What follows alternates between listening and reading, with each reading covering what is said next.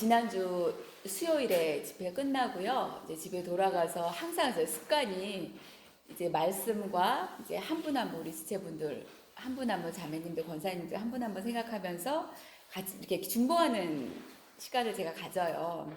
뭐 설거지를 하면서도 그렇게 하고 청소하면서도 그렇게 하는데 그렇게 하고 그 다음에 주께서 어떤 말씀을 다음에 하라고 하실까 이런 또 이제 기도 가운데 있게 되는데요. 요번에는 이제 정말 머리가 하얀 거예요. 어떡하지? 막 이런 생각이 드는데 순간 그런 두려움에 휩싸이는 것 같아요. 살아가면서 순간 어떡하지? 막 순간 막 강한 불안이 확 붙들리기도 하고 어머 어떡하지? 막 도망갈까? 막 이런 생각이 순간. 근데 그때 또 이제 저희가 이제 금세 정신을 차리죠. 아, 이거는 누구의 일도 아니고 나의 일도 아니고 우리의 일도 아니고 하나님의 일이고 하나님 우리에게 하나님께서 하실 말씀을 들려주길 원하실 것이고 그런 잠잠히 기다리면 되지 이런 생각이 있는데 수가성 여인 말씀을 하시는 거예요. 수가성 여인 저희가 너무 다 알잖아요. 알고 익숙하고. 그래서 그런가 하고 이제 의심 중에 이렇게 거하는데 그것을 다 이제 그 이후에 이렇게 묵상을 하고 나니까 왜 이 수가성 여인을 더 묵상하게 하셨는지를 알겠더라고요.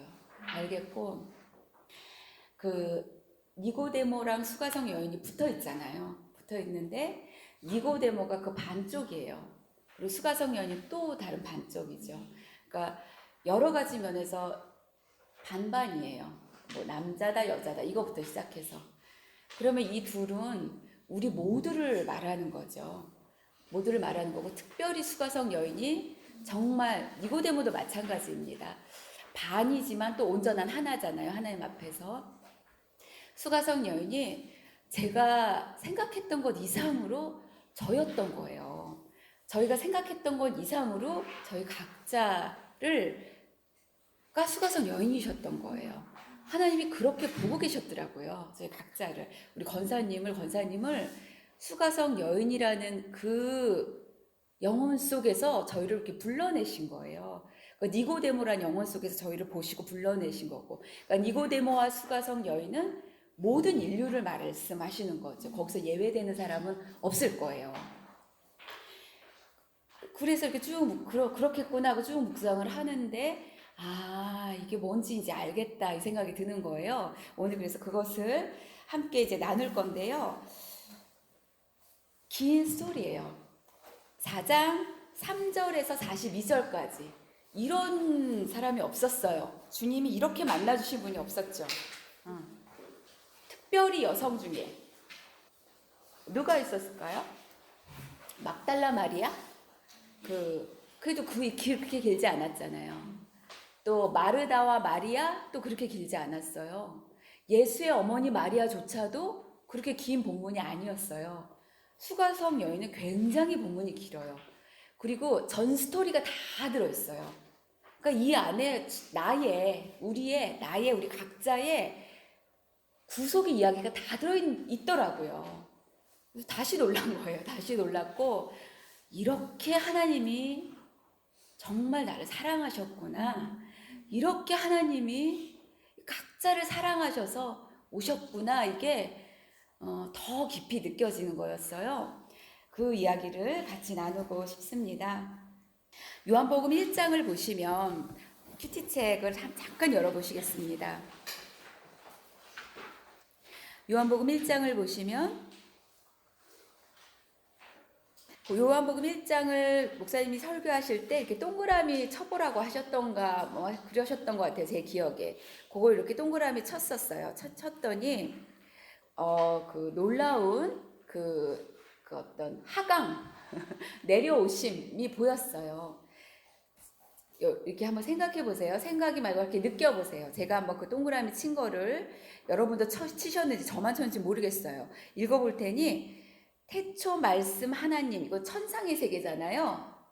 저기 높은 곳에 계신, 영원에 계신, 알파에 계신, 거기서부터 이 땅까지 주님이 하나님이 어떻게 들어오시는지가 그냥 단어를 읽어보면 그 느껴지는 게 있어요. 한번 제가 읽어볼게요. 태초, 말씀 하나님, 말씀 하나님, 태초 하나님, 생명, 빛, 참빛.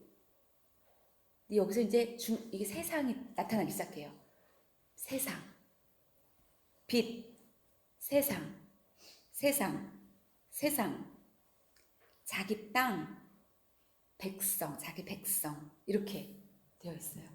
그러니까 태초에 말씀이 하나님과 함께 계셨는데 점점 내려오셔서 세상까지 들어오신 거예요.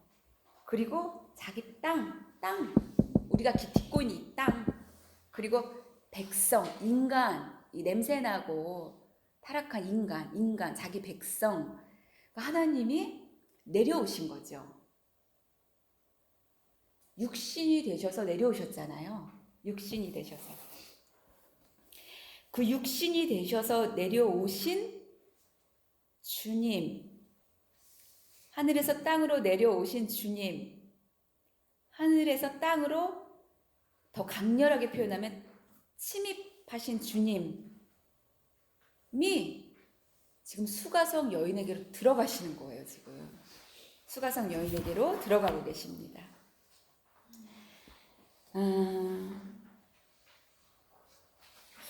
주님은 희년 자체이시잖아요. 그러니까 지난 시간 그 전 시간에 희년의 모습은 기업이 완전히 회복된 거라고 했고, 관계도 완전히 회복된 거라고 했고, 정체성 완전히 회복된 거라고 말씀드렸고, 그거의 자체, 총체, 바로 그분이 주님이신 거예요. 그러니까 주님은 하나님이 아들이란 정체성이 그냥 그 자체시잖아요. 그렇죠? 그리고 주님은 저희가 이해하기 좋게 이곳에 오셔서 뭐라 하셨냐면, 나의 양식은 나를 보내신 이의 뜻을 행하는 이것이라 그러셨어요. 그럼 이거는 주님은 나의 양식은, 이거 기업이란 말로 한번 바꿔보세요. 딱 맞아요. 그러니까 내 기업은, 내 사명은 하나님이 보내신 그 일을, 그것을 행하는 이것이라. 주님이 그걸 풀리 다 사셨죠. 그러니까 그분은 그 회복된 기업 자체이시고, 그러니까 우리가 회복된 기업이 뭘까라고 했을 때에 침례 요한도 살펴봤어요. 잠깐이지만. 또 시므온도 봤어요. 우리 개인의 삶 속에서, 저의 삶 속에서도 나타난 걸 보았고, 여러분의 삶 속에서도, 우리 지체들의 삶 속에서도 그걸 보죠. 그 모든 것들을 합친 게 주님이시잖아요. 주님이 회복된 삶 그 자체고, 희년 그 자체고, 관계, 하나님과의 관계 회복된 거 그 자체시잖아요. 깨졌던 적이 없으신 분이잖아요. 그냥 그 자체이신 분이죠. 그 자체이신, 희년 그 자체이신 주님께서 영광스러운 상속자시죠. 주님은 자유자이시죠. 아들이시죠. 당신의 사명을 다 감당하셨죠. 하나도 낭비 없이 빠뜨리지 않고. 그게 주님이셨던 거예요. 그 주님이 이제 당신 자체가 희년이신 분이 오셨어요. 오셨는데 오셔서 뭐 하시는 거예요? 희년 구속을 하시는 거잖아요. 구속이라는 것은 값을 주고 산다라는 의미예요. 값 주고 산다라는 거죠. 그러니까 당신의 육체, 당신의 피를 주고 저희를 사셨다라는 거예요. 구속하셨어요. 구속하신 우리에게 주님과 똑같은 정체성, 기업, 사명, 기업, 또 땅, 사명, 기업, 또 관계의 회복, 이런 것들을 주시는 거죠. 열어주시는 거예요. 각자가 느끼는 게 다르시겠지만 주님이 우리를 구속하셨다라는 것 안에는 주님 자체가 가지고 계신 그 모든 것이 임했다라는 걸 의미하죠. 그것을 가지고 주께서 저기에서, 태초에서 하나님과 함께 계신 주님께서, 말씀이신 그분께서 육신이 되셔서 세상, 이 땅 가운데 자기 백성에게로 오셨어요. 오셨는데 지금 수가성 여인에게로 들어가시려고 하는 거예요, 지금. 그렇게 저에게 오셨던 거예요. 우리 각자에게 오셨던 거죠. 4절 보세요. 사마리아를 통과하여야 하겠는지라. 제가 이게 큐티책에 다 있잖아요, 이 본문이. 근데 이렇게 해서 드린 이유는 좀 이렇게 새롭게 보시라고, 더 새롭게 보시라고. 사마리아를 통과하여야 하겠는지라. 사마리아를 통과하여야 하겠는지라. 여기 주님이 의지가 있는 거예요. 내가 꼭 거기를 통과하여야겠다. 우리 식대로 더 느낌 팍 오는 단어를 표현하면 고집이 있으신 거예요. 내가 거기를 갈 것이다라는. 정확히 그녀는 몰라요. 늘 하는 그것처럼 숨어서 그 떼약볕 아래서 선선한 그늘일 때를 피해서, 왜냐하면 그때는 이웃들이 나타나니까. 얼마나 그 이웃들은 말하기 좋아하는 사람들입니까? 얼마나 이 여자를 안주 삼아서 반찬 삼아서 씹고 또 씹고 그러잖아요. 자기 성질 나는 일 있으면 그 여자 씹고, 남편한테 화가 나면 그 여자 씹고 그럴 거 아니에요. 참 나쁘죠. 근데 그걸 피해서 땡볕 아래 오늘도 올 거예요. 올 건데 그녀는 그런데 몰라. 누가 기다리고 계신지 몰라요. 주님은 아시죠. 주님은 이미 그녀를 보고, 바라보고, 그녀의 눈을 딱 보고, 그녀의 영혼을 딱 보고 가고 계신 거예요. 그녀를 향해서. 너무 두렵지 않으세요? 너무 두려운 거죠. 어떻게 이런 일이 있을까?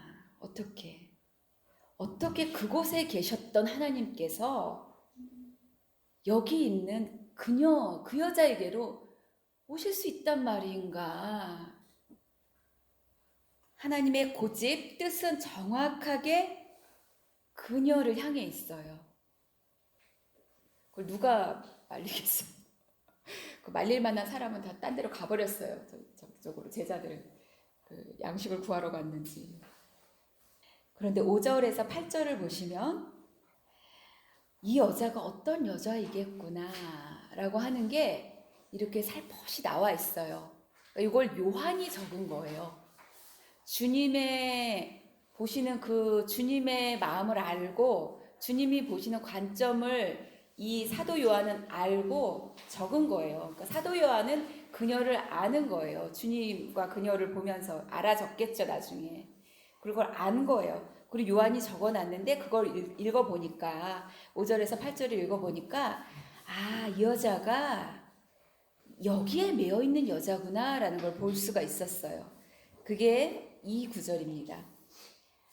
야곱이 그 수가라 하는 동네에 주님이 도착하셨는데 야곱이 그 아들 요셉에게 준 땅이 가깝고 거기 또 야곱의 우물이 있더라. 이게 그냥 거기 그런 지명이 있기 때문에 그냥 적었다고 생각되어지진 않아요. 왜냐하면 주님의 그 목적 속에서 이게 그렇게 단순한 건 아니죠. 야곱이 그 아들 요셉에게 준 땅이 가깝고 거기 또 야곱의 우물이 있더라. 이 여자가 평생 갈망했던 게 뭔지가 여기 나와 있어요. 그게 야곱이었어요. 그리고 요셉이었어요. 야곱은 진짜 그 이름도 찬란한 야곱이에요. 아브라함과 이삭과 야곱. 아브라함과 이삭과 야곱의 하나님. 무려 우리 하나님도 아브라함과 이삭과 야곱의 하나님이잖아요. 그 야곱인 거예요. 그 명단에 딱 이름을 올린, 그 뒤로도 뭐 다 있지만, 계보가 있지만 3명만 얘기하잖아요. 아브라함과 이삭과 야곱의 하나님. 그리고 야곱의 하나님 이런 말씀이 성경에 많이 있죠. 그 야곱인 거예요. 그리고 그 야곱의 아들 중에서 정말 야곱보다 더 찬란한 요셉. 그 야곱과 요셉이 이 여자가 꿈꾸는 그 모든 것이었던 거예요. 우리 식의 말로 표현하면 뭐 믿음의 명문가 이쯤 될 수도 있을 것 같아요. 저희가 어떤 이방적인 어떤 것을 이렇게 저희 정도 되면 꿈꾸진 않죠. 그 아무리 그 부가 있어도 그게 이방의 것이다라고 하는 것을 어둠의 세계 조폭 분들이 돈을 모았다, 사채를 통해서 돈을 모았다, 이걸 저희가 꿈꿉니까? 그렇지 않잖아요. 그리고 사기나 거짓을 통해서 어떤 학력을 위조했다, 이런 것들을 저희가 바라지 않아요. 아무리 그 위조된 학력이 내 학력처럼 보일지라도. 정말 저희가 꿈꾸는 것은 믿음 안에서, 하나님 주신 세계 안에서 회복된 어떤 기업, 이런 걸 텐데, 이 여자도 그런 거예요. 근데 이게 왜곡됐죠. 이미 야곱과 요셉, 그 당시 야곱과 요셉은 바로 그 자체가 복음이었을 거예요. 근데 지금 이 여자가 꿈꾸는 야곱과 요셉은 이단이 돼버린 거예요. 이단이. 야곱과 요셉이 지향하고 있는 점은, 야곱과 요셉이 바라보고 있는 야곱의 인생, 일생, 요셉의 일생, 인생이 예표하고 있고 바라보고 있고 후대로 하여금 보게 하는 지점은 어디예요? 예수님이시잖아요. 근데 거기서 이탈한 거예요. 야곱과 요셉 자체가 이탈한 건 아니겠죠? 그걸 야곱을 바라보는 자들이 타락한 거죠. 그 당시에 야곱과 요셉은 복음 그 자체였어요. 그렇죠? 특별히 요셉 같은 경우 얼마나 복음이에요. 야곱 같은 경우 얼마나 하나님을 깊게 만난 거예요. 야복강에서 하나님과 겨루어 이겼다라는 것은 하나님을 깊게 만났다라는 거죠. 그리고 하나님께 굴복된 영혼이라는 거예요. 그 자체가 복음이에요. 그런데 후대에 오면서 우리가 잘못된 거예요. 우리가 바꿔버린 거죠. 자랑이 되고 명문가 이런 거 꿈꾸고, 거기 이제 욕심이 들어가고 탐욕이 들어가고 이러면서, 이걸 이렇게 보면서 저희가 이렇게 회복되어 가고 있잖아요. 그리고 뭔가 이렇게 깨달아가고 있단 말이에요. 그 복음을 알아가고 있어요. 이런 자들이 들었을 때는, 보았을 때는 이 야곱의 우물, 요셉에게 준 땅, 이게 이 여자가 추구하고 있던, 이 속에서 꿈꾸고 있던 이게 얼마나 이게 그 환상, 자기가 만들어낸 환상인지를 저희는 이제 보이잖아요. 한창 때, 그녀가 젊었을 때 꾸었던 꿈, 야곱처럼, 요셉처럼, 우리의 결혼이, 우리의 자녀가 야곱처럼, 요셉처럼 이렇게. 근데 그게 얼마나 그게 진짜가 아니었는지, 이게 이제 보이는 거예요, 저희는. 그런데 그녀는 그게 깨달아지지 않아요. 그리고 그게 이제 거짓된 환상이니까 이게 잡히겠습니까? 안 잡히죠. 안 잡힘에도 불구하고 5절에서 8절에 이렇게 적혀져 있다라는 것은, 이 여자가, 그리고 이 지역에 사는 많은 사람들이 그 화석화된 죽은 환상, 죽은 꿈 속에 붙들려 살고 있다라는 거예요. 이방 땅의 모습인 거죠. 이방 땅에. 한창 때 꾸었던 그녀의 꿈이 사라지지 않고, 여전히 다 실패했음에도 불구하고 사라지지 않고 화석화돼서 땅, 우물 이렇게 딱 고착돼서 거기 버티고 있는 거예요. 그게 거기 벗어나지 못하죠. 너무 안쓰러운 거예요. 죽은 꿈, 잘못된 꿈. 그런데 그런 그녀에게 주님이 오셨습니다. 그래서 10절처럼 말씀하세요. 네가 만일 하나님의 선물과, 그러니까 9절처럼 여자가 이제 얘기를 하는데, 거기에 대고 예수님이 뭐라고 말씀하시냐면, 네가 만일 하나님의 선물과 또 내게 물 좀 달라 하는 이가 누구인 줄 알았더라면 네가 그에게 구하였을 것이고 그가 생수를 내게 주었으리라, 이렇게 말씀하세요. 이렇게 그 죽은 땅 우물에 딱 묶여있는 여자에게, 그런 여성에게, 그런 그녀에게 너무 생뚱맞은 단어가 들리는 거예요. 하나님의 선물과 이런 거. 내게 물 좀 달라 하는 이, 그가 생수를 내게 주었으리라.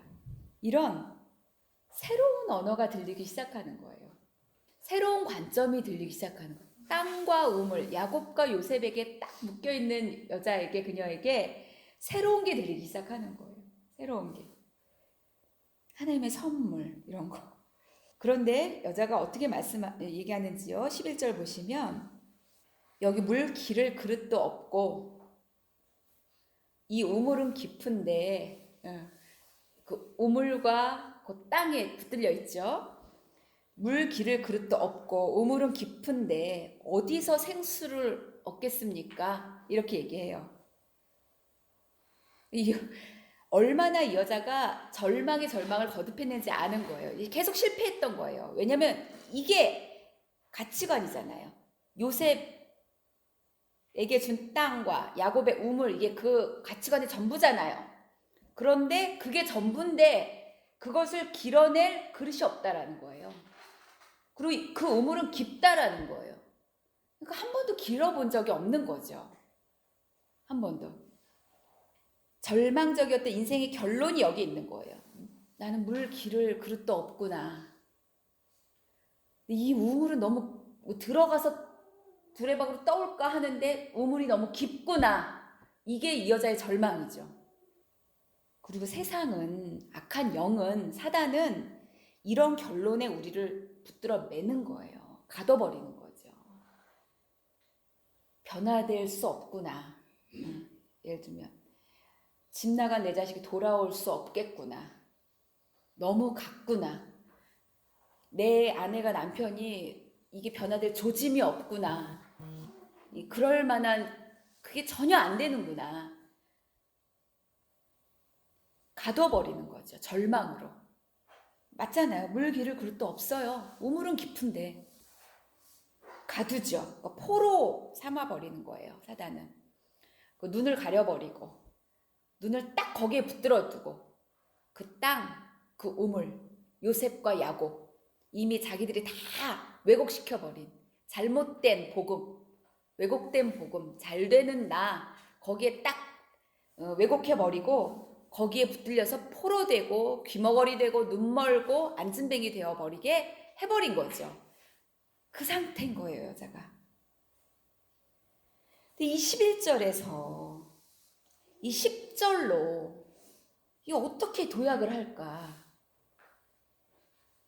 그죠? 물기를 그릇도 없고 우물은 깊은데 이 인생에서 저희가 처한 인생이 있잖아요. 답답한 인생에서 어떻게 10절 하나님의 선물, 내게 물 좀 달라고 하는 그 주님, 생수, 이 정말 새로운 세계로 어떻게 도약을 할까? 용기가 필요한데 11절에서 10절로 어떻게 들어갈 수 있을까요? 들어갈 수는 있을까요? 성물의 인생, 생수의 인생, 10절 주님이 계시는 인생, 여기로 어떻게 들어가냐는 거예요. 어떻게 들어갈까요? 그릇을 놓고 우물을 포기하고 믿음으로 생수, 선물, 주님을 받으면 될 텐데 간단하잖아요. 근데 그 믿음으로 그렇게 반응하기가 덜덜 떨리겠죠. 그릇을 깨뜨리기가 떨릴 것이고 우물을 닫아버리기가 떨릴 것이고 물 기를 그릇이 없음에도 불구하고 우물을 쳐다보면서 계속 어떻게 우물에서 물을 뜰까 이렇게 가난하게 사는 게 저였던 거예요. 그런데 선물의 인생, 생수의 인생, 주님이 계시는 인생이 여자의 귀에 들려지기 시작한 거예요. 새로운 단어예요. 새로운 세계가 들어온 거예요. 근데 아직 뭐가 뭔지 잘 모르겠죠. 그러니까 여자가 이렇게 얘기합니다. 보세요. 5절에서 8절에 사도 요한이 이렇게 그 암시를 해놨잖아요. 요셉에게 준 땅, 야곱의 우물. 그래서 이 여자가 생각하고 있는 세계관이 복이 얼마나 왜곡되어 있는지 암시를 해줬는데 12절 보니까 그게 맞다라는 게 나와 있어요. 이렇게 얘기합니다. 우리 조상 야곱이 이 우물을 우리에게 주셨고 또 여기서 자기와 자기 아들들과 짐승이 다 마셨는데 당신이 야곱보다 더 크니까. 진짜 이렇게 얘기하는 거예요. 와, 확인이 되는 거죠. 아, 이 여자를 붙잡고 놓지 않았던 세력이 있었구나. 세력이 있었구나. 야곱과 요셉에게 붙들려 있었던 거예요. 야곱과 요셉에게 이 여자는 자기를 다 팔아 넘긴 거죠. 그걸 원한 거예요. 거기 있는 환상, 그 일루전, 그 환상을 원한 거죠. 자기를 넘긴 거예요. 욕심에. 그러니까 이게 하나님 보시기에 얼마나 기가 막히겠어요.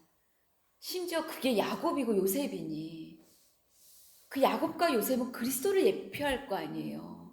그건 다 잃어버리고 그리스도를 예표하는 야곱과 요셉이 받아들여졌다면 올바르게 그러면 생수, 하나님의 선물, 주님의 임재 이게 하나도 낯설지가 않을 거 아니에요. 시므온처럼 그 우리 지지난주에 나눴던 시므온처럼 그거 사모하고 기다릴 텐데 이 땅에 많은 사람들이 제가 그걸 다 잃어버리고 이렇게 살고 있었던 거예요.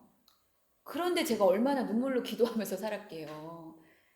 정말 선교지로 보내주소서 이렇게 기도했었고 청년 때 결혼해서도 이렇게 성령 안에서 이 말씀을 만나기 전까지는 그러니까 그게 이제 저희가 지지난 시간에 나누었던 성령으로 거듭남, 위로부터 거듭남 그것을 경험하기 전까지는 이런 상태에서 간절히 기도했고 이런 상태에서 간절히 헌신했고 이런 상태에서 그 교회에서 활동했고 그리고 얼마나 칭찬도 많이 받았는지 몰라요. 우리 집사님들한테 청년 때는 대학부 때는 바이블 리더였어요. 근데 이런 상태였다라는 거예요. 이런 상태. 야곱의 우물과 요셉에게 준 땅 거기 안에 갇혀 있었던 거죠. 그리고 주님이 이렇게 만약에 오시잖아요. 저에게 하나님의 선물 그러니까 선물, 생수, 주님 이런 걸 말씀하시면 시시해요 이게. 뜨겁고 강렬하지가 않잖아요. 확 잡힐 것 같은 이런 눈에 띄는 반전 이런 게 아니니까. 그랬는데 어느 시점이 되니까 가난해지니까 요 여인처럼 요 상태가 됐겠죠. 그때 이런 게 들리기 시작하더라고요. 똑같이 이게 이제 저예요. 그리고 저희 각자죠. 이런 과정을 통해서 저희가 지금 이 자리에 앉아 있는 거죠. 그녀를 붙잡고 놓아주지 않는 세력이 있었다라는 거예요. 그 세력이 그 이름도 정말 찬란한 야곱 그리고 요셉. 그러니까 얼마나 이게 속기 쉬워요. 다 속고 있었죠. 저희도 속고 있었고. 그리고 얼마나 많은 사람들이 여전히 속은 채 신앙생활 하고 있는지 몰라요. 그래서 우리 안에서도 계속적인 구속이 필요한 거예요. 주께서는 이 한마디 한마디가 구속해내시는 한마디 한마디셨던 거예요. 이 문자 질문 하나가 그 여인을 구속해내는 질문이신 거예요. 왜 구속이냐면 이미 주님은 값을 치르셨거든요. 주님은 이제 십자가에 달려서 값을 치르실 거거든요.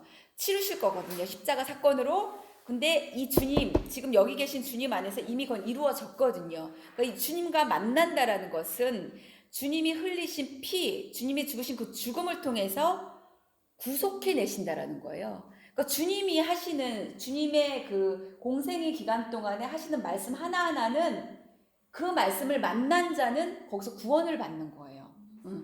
그러니까 이 여자는 지금 근데 이게 한 번에 딱 일어나는 게 아니에요. 지금 이게 단계가 있어요. 그렇게 하시는 거예요. 굉장히. 그러니까 이 한 문장 한 문장 여자를 이만큼 구속해내시고 또 그 다음 문장으로 이렇게 구속해내시고 이게 저희도 매주 예를 들면 이 시간을 통해서 저희 안에 있는 어떤 부분들이 계속 구속이 되기를 원하는 거예요. 진짜 구속이 일어나는 시간. 그게 아니고는 친교에 불과해요. 그게 아니고는 어디나 다 있어요. 그런 모임은. 이 모임이 집회가 또 우리가 어떤 영적으로 만나는 그 시간들이 존재하는 이유는 그 안에 구속이 나야만 하는 거죠. 그게 우리의 초점인 거예요.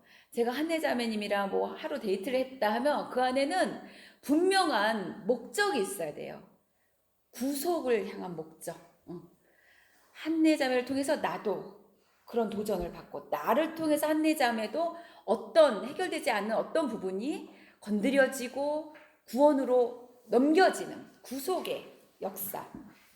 자, 13절에 예수님이 이렇게 말씀하십니다. 예수께서 대답하여 이르시되 이 물을 마시는 자마다 다시 목마르려니와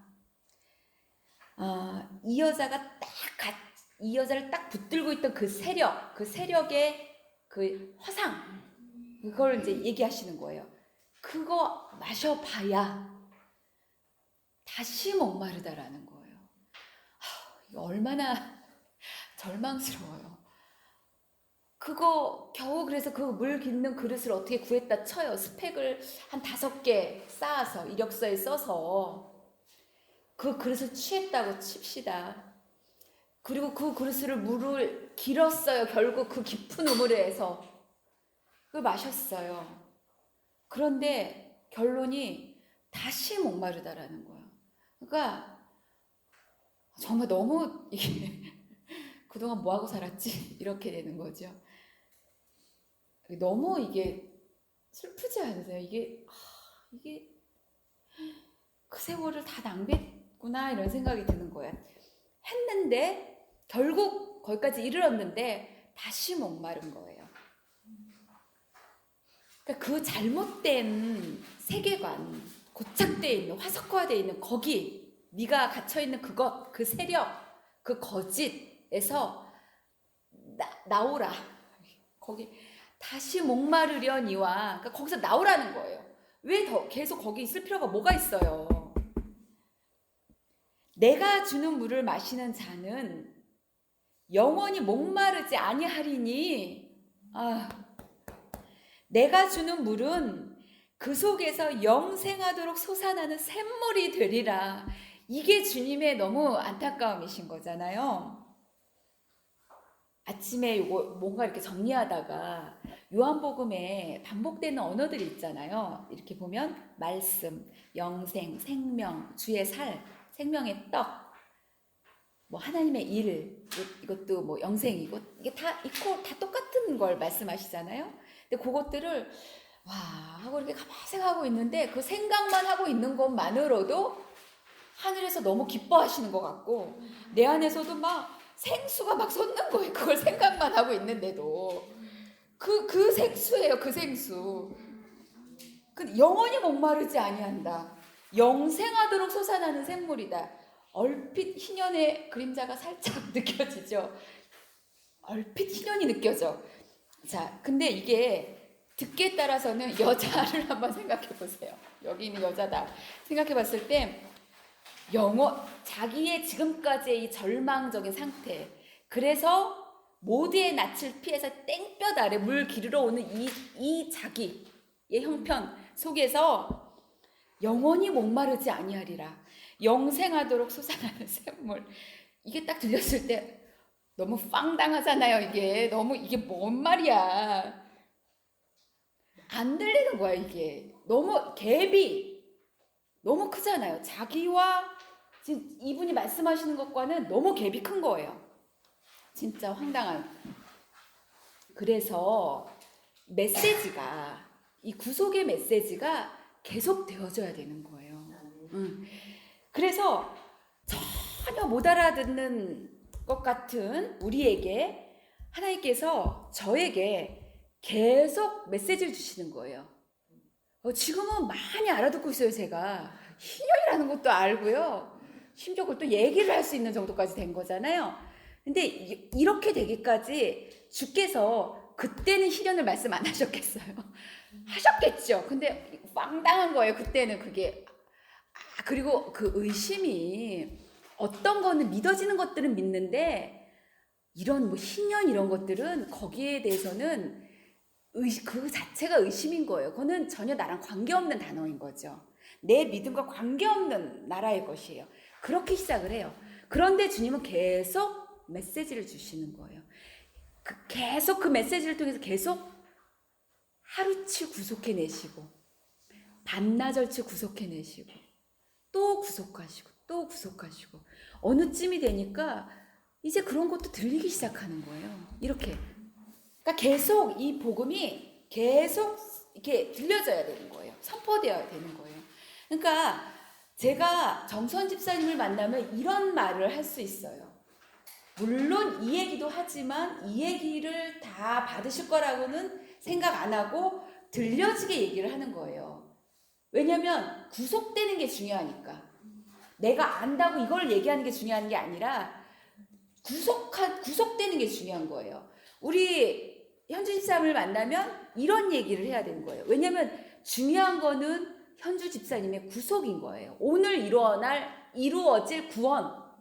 그거에 맞는 메시지가 있어야 되는 거죠. 물론 다 얘기를 하지만 그런 것처럼 이게 안 들리는 거예요, 이 여자는.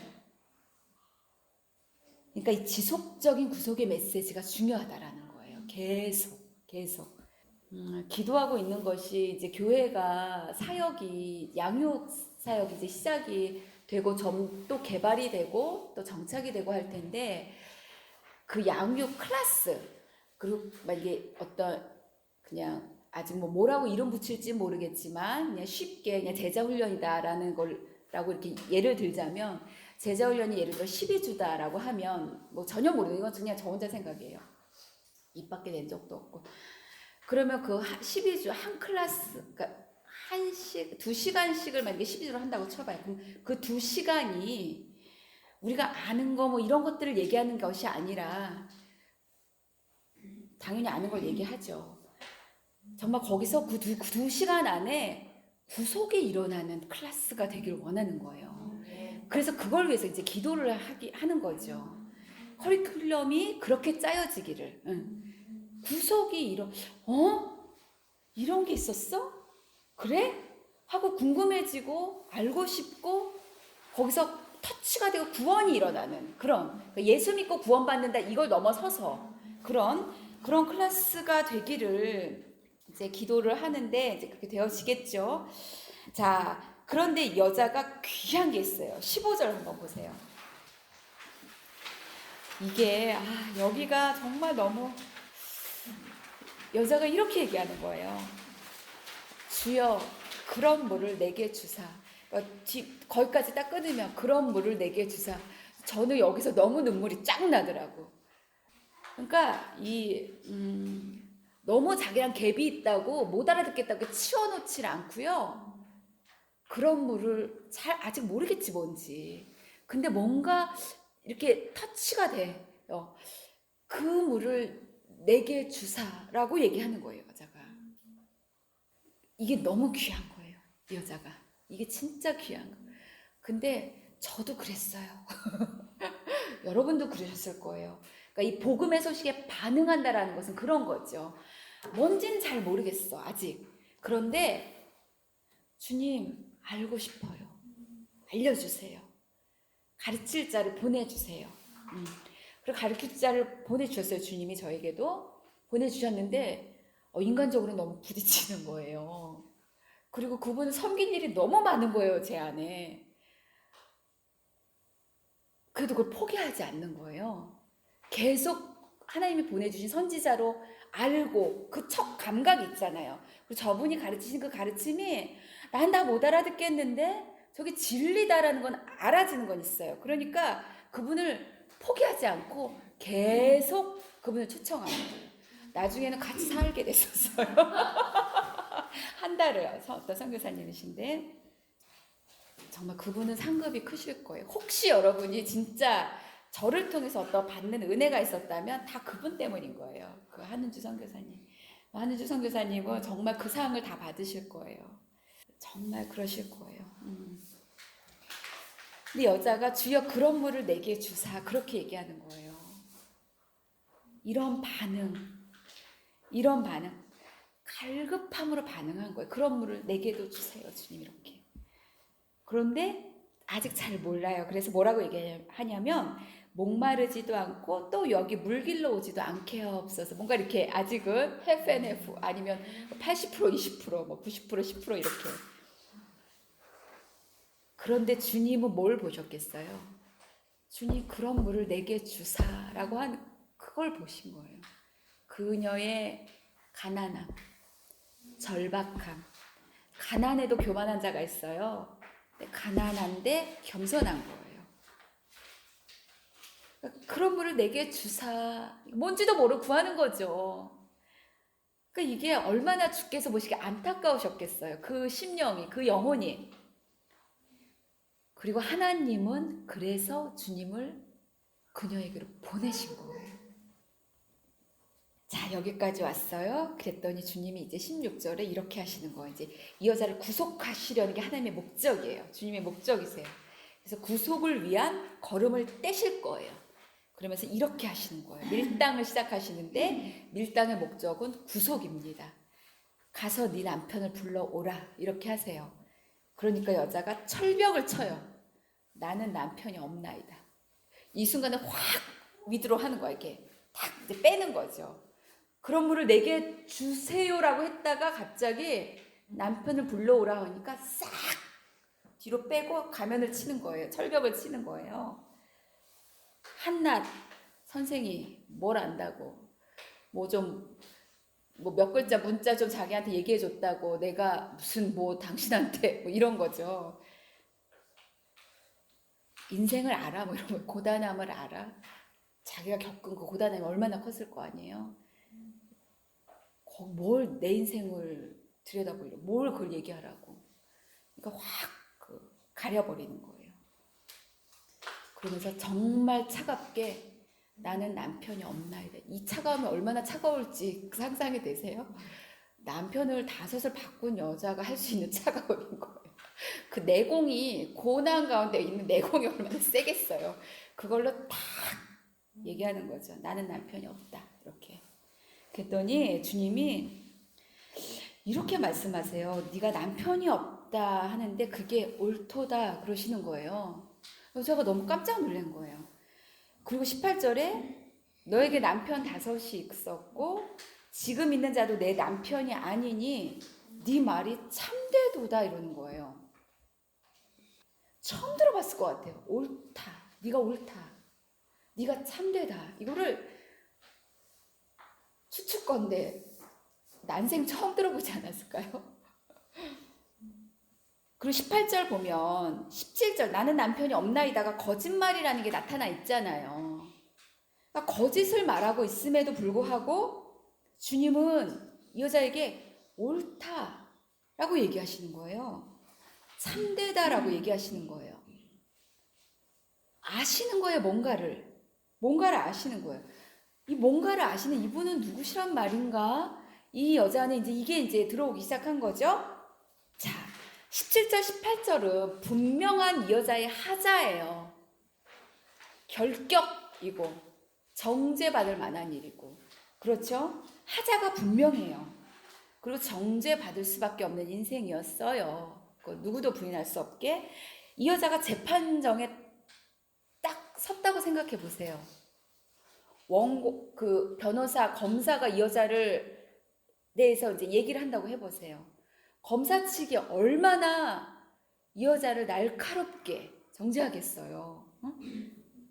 그게 사실이란 말이에요, 또. 그러니까 저도 저를 보면, 그리고 우리들 각자를 이렇게 들여다보면 너무 하자가 있잖아요. 그러니까 내가 이게 잘 살질 못했어요, 사실은.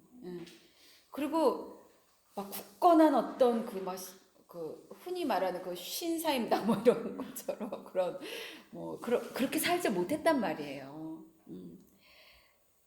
또 심지어 나의 어머니만큼도 못 살고 있단 말이에요. 그게 전데. 그런데 내 안에 또 내 삶 안에 모든 틀렸었던 결정, 잘못된 죄된 결정들, 그 안에 살아 있었던 나의 진심을 주님이 건져내시는 거예요. 구속해내시는 거예요. 자, 보세요. 이 여자가 얼마나 잘해보려고 했겠죠. 그러니까 결혼을 5번을 하죠. 이번엔 잘해보려고. 이번엔 전과 같지 않게. 이번엔 정말 이렇게. 그리고 얼마나 또 참고 참았겠어요. 왜냐면 한 번 실패했는데 또 할 수 없으니까. 얼마나 참고 참았겠어요. 때로는 내색도 안 하고 웃었고. 얼마나 그렇게. 또 위기의 순간에 정말 자기 거를 팔아서 그 위기를 메꾸고 자기 거 내어놓고 그렇게 했었을 거 아니에요. 그런데 또 근데 그렇게 하다가 포기한 거예요. 하다가 또 에이씨하고 확 엎어버리고 이러면서 갈라서고 또 버림받고 이랬을 거 아닙니까? 그러니까 너에게 남편 5이 있었고 지금 있는 자도 내 남편이 아니다라는 말은 이 여성의 삶이 얼마나 고통스러웠을지가 나타나 있는 거죠. 얼마나 고통스러웠을지가. 제가 아무리 예를 들어 남편 때문에 힘이 든다 해도 이혼한 분만큼 힘들진 않았을 거예요. 응? 그리고 한 번 이혼한 분이 2번 이혼한 분보다 힘들진 또 않았을 거예요. 남편 5이 있었다. 그 중엔 또 그냥 객사에서 죽은 남편이 있을 수도 있고 모르죠 우리는. 근데 이런 삶이 너무 미안한 거예요. 여자는. 왜 같은 여자고 같은 인생인데 너무 이렇게 힘들게 살았던 것이 미안할 지경인 거죠. 그런데 이 여자의 그 모든 틀렸던 정죄받기 마땅했던 그 하자, 도덕적인 하자, 뭐 그 틀린 결정들, 또 죄된 또 어쩔 땐 또 욕망이 또 넘겼을 수도 있고, 어쩔 땐 나는 싫은데 그 사람이 좋다고 하니까 또 그냥 팔아가듯이 또 이런 것일 수도 있고, 그럼 여러 가지 있었을 거예요. 그런데 그 안에 있었던 그 진심, 어떤 정말 그 진실함, 그런 것들을 주께서 네가 옳다, 네가 참되다, 이것으로 그녀의 진심, 그녀의 그 정말 진실했던 것들, 이런 것들을 버려두지 않으시고 구속해 주시는 거예요. 주께서. 너무 좋으신 주님이신 거예요. 그러니까 저도 그렇게 하나님을 만났고 너무 하자가 많은데 하나님 앞에서는 네가 옳았다, 네가 참되다, 이런 인정이 계속 있잖아요. 하나님은 그 도덕적 하자가 인간적 결격보다는 그 안에 있는 그걸 고통으로 봐주시고 또 그 속에 있는 진심을 봐주시고 그거를 옳다, 참되다 인정해 주시면서 그렇게 하시니까 제가 하나님 내가 죄인입니다 이렇게가 되는 거예요. 그렇게 우리를 구속해 내신 거예요. 이 구속의 걸음인 거예요. 그 여자가 일부 구속이 되었어요. 19절 보면 주여 내가 보니 선지자로서이다. 그러니까 뭔가 안에서 일부 구속이 된 거예요. 그러면서 이제 이 여자의 귀함이 이제 아직까지는 안 보였었잖아요. 그 물을 기르러 왔을 때까지만 해도 이 여자가 정말 그 야곱의 우물과 요셉에게 준 땅 거기에 갇혀져 있는 그 흑암에 앉은 백성으로만 보였는데 주님에 의해서 하나씩 꺼풀이 벗겨지면서 보니까 정말 여자 귀한 여자인 게 보이기 시작을 하는데 그게 하나님이 우리를 보시는 관점인 거예요. 그래서 하나님이 그 여자에게 그 여자가 그렇기 때문에 주님을 그리로 보내신 거예요. 보세요. 20절에 이렇게 얘기하는 거예요. 첫 번째 귀했던 것이 15절에 그런 물을 내게 주세요 이거였고요. 20절에 이렇게 얘기하는 거예요. 이 여자 속마음이 나오는 거예요. 속마음이 어떻게 나왔냐면 우리 조상들은 이걸 한 번도 어쩌면 입 밖으로 안 내비쳤을 거예요. 왜냐하면 이런 얘기를 할 만한 사람이 아니니까. 그 거룩한 예배에 관한 얘기를 감히 여자가 어떻게 입 밖으로 냅니까? 늘 숨어 사는 여잔데. 그러니까 그게 안 되는 거죠. 그런데 이제 속마음이 나오는 거예요. 나오는데 우리 조상들은 이 산에서 예배하였는데 당신들의 말은 예배할 곳이 예루살렘에 있다 하더이다. 이렇게.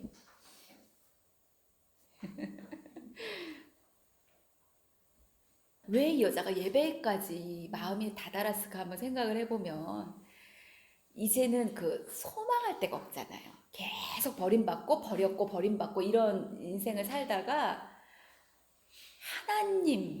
하나님에게 자기 인식이 닿은 거예요. 하나님.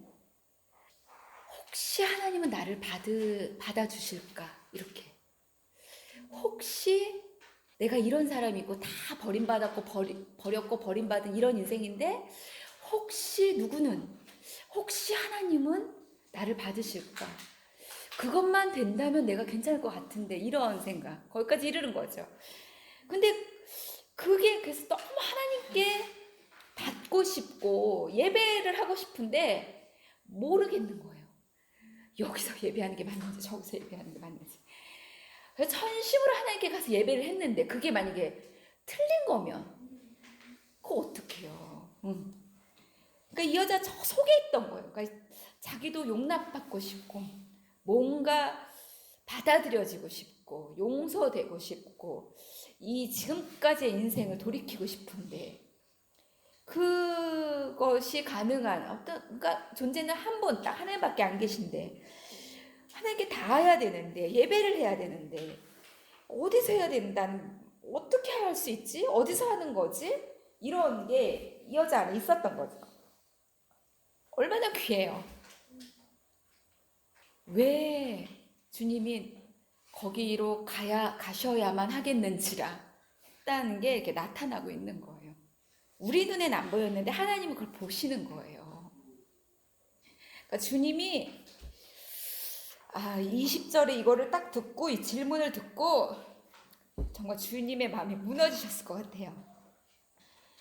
너무 이게 마음이 아프셨겠죠? 그래서 이렇게 말씀하신 여자여 내 말을 믿으라라고 정말 여자여 내 말을 믿으라라고 정말 뭘 가르쳐 주시는 거예요. 여자여 내 말을 믿으라.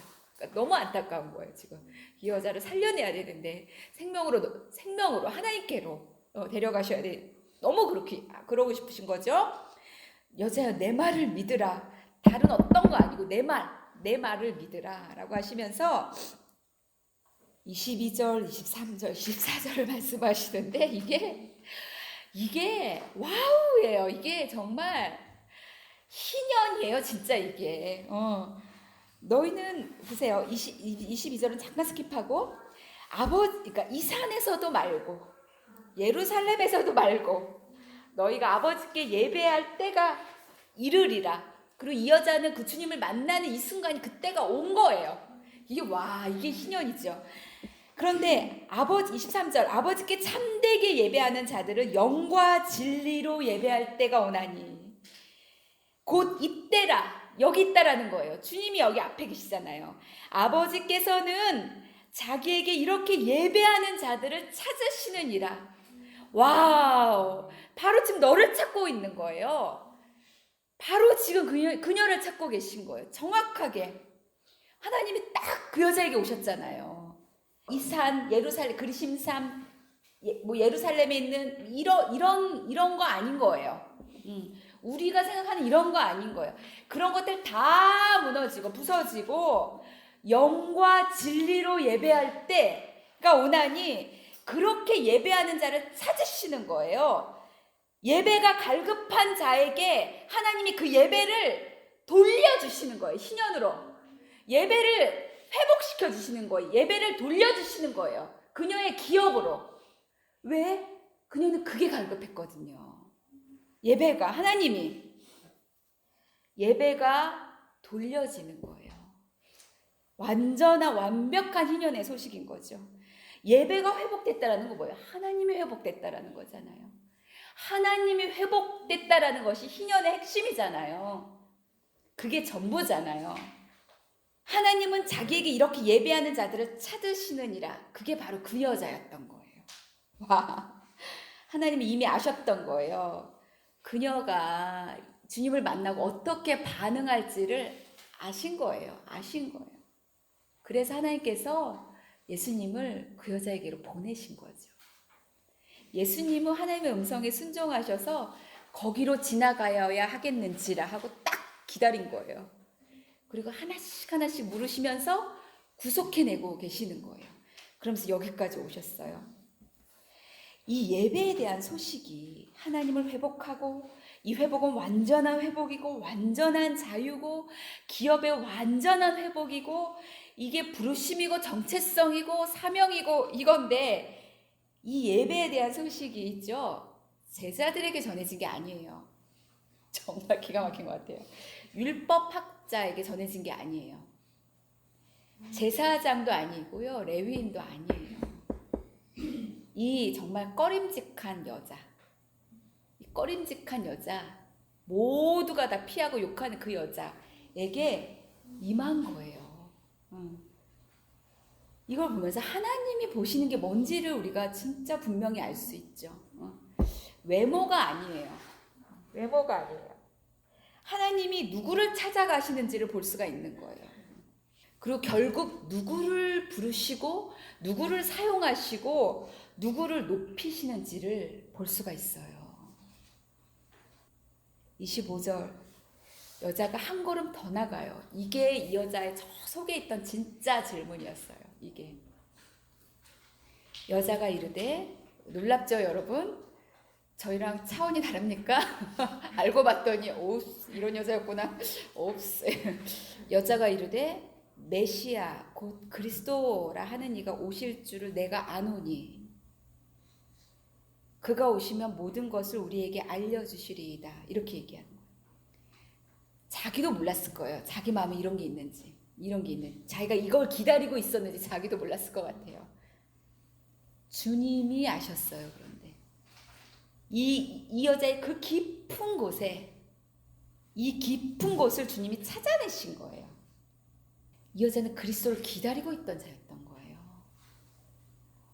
시므온, 누가복음 2장의 시므온과 견주는 건 너무 지나칠까요? 시므온과 이 여자를 이렇게 같은 거기에 올려놓는 거는 너무 지나칠까요? 이 깊은 마음을, 저 영혼의 갈망을 주님이 딱 찾아내신 거예요. 구원을, 구속을 기다리는 자, 그녀가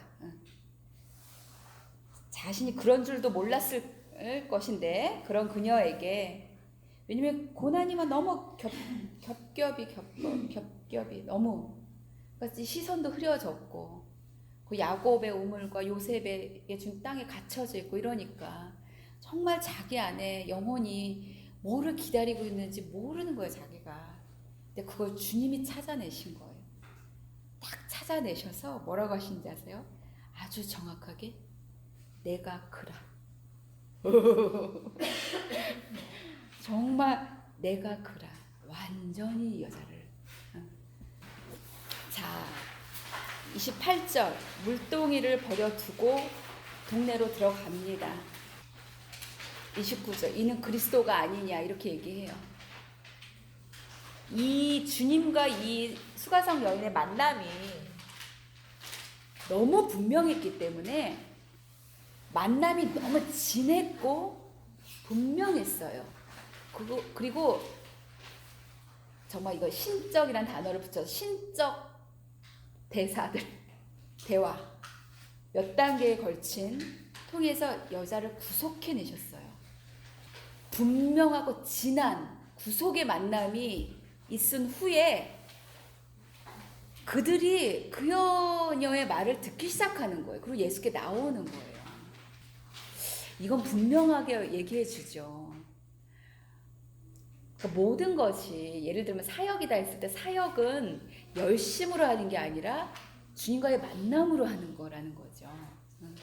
중보는 1시부터 3시까지 3시간을 기도하는 것으로 있는 것이 아니라 주님 앞에 선, 주님 앞에 행하여 완전한 자로서 중보하는 거잖아요. 관계가 다인 거예요. 만남이 깊으면 들어요, 사람들이. 그런 것처럼. 근데 그때 제자들이 와요. 그래서 먹을 양식, 주님이 이렇게 말씀하시니까 어디 주님께 누가 빵을 드렸나? 뭐 이렇게 얘기하죠. 그랬더니 주님이 이제 요런 제자들과의 대화를 그들이 이제 듣고 있는 거예요. 듣고 있는데 주님이 뭐라고 말씀하시냐면, 나의 양식은 나를 보내신 이의 뜻을 행하며 그의 일을 온전히 이루는 이것이라 말씀하세요. 이게 주님의 기업인 거예요. 주님의 회복, 주님은 회복이라는 단어를 쓰실 필요가 없죠. 그거 자체였으니까.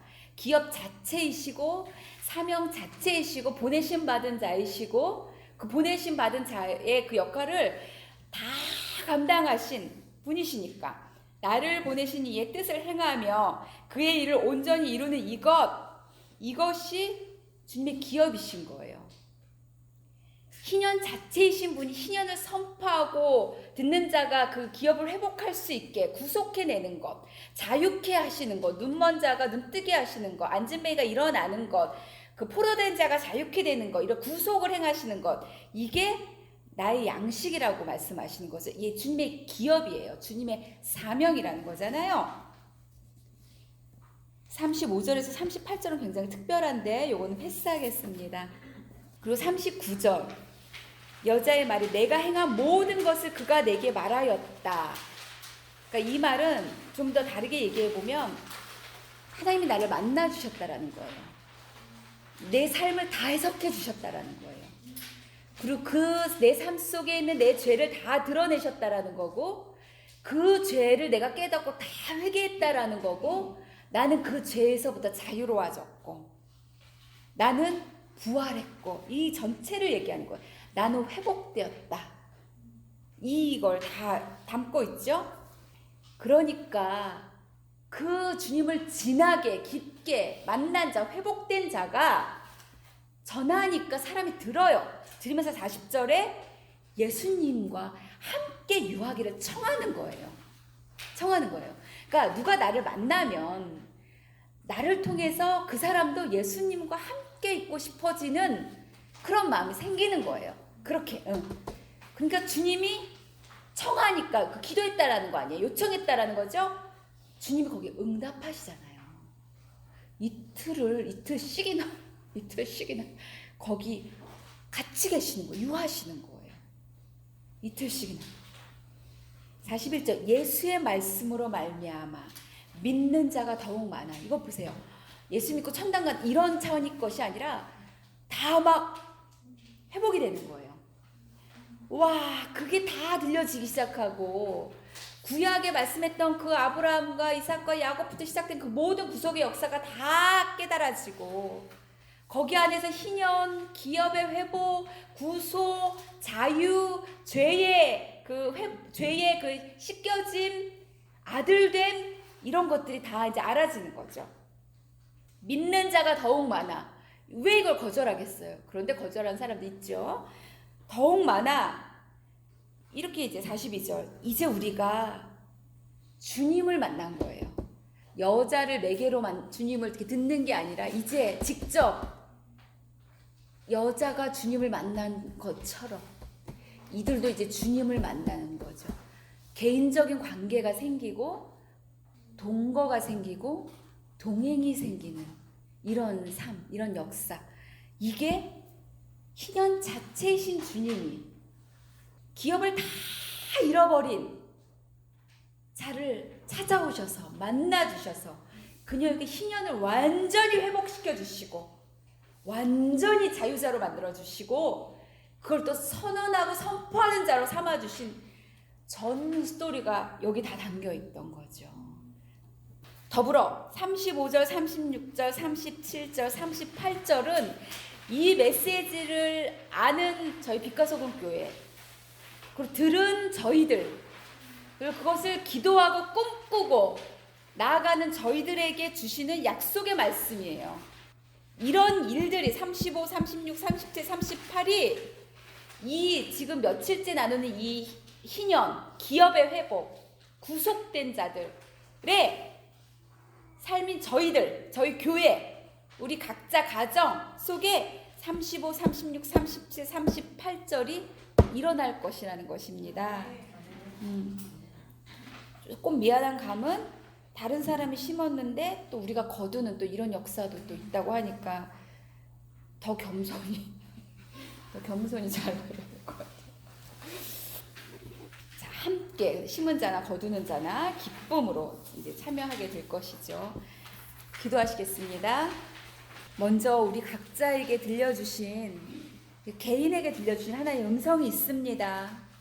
그 음성 지금 딱 붙들고 서원하시고 기도하시고 요청하는 시간 잠시 갖겠습니다. 딱 붙들고 지금 깨달아지고 지금 들려진 그 음성을 붙들고 요청하시고 믿음으로 구하십시다. 기도하겠습니다. 하나님 아버지, 우리 주님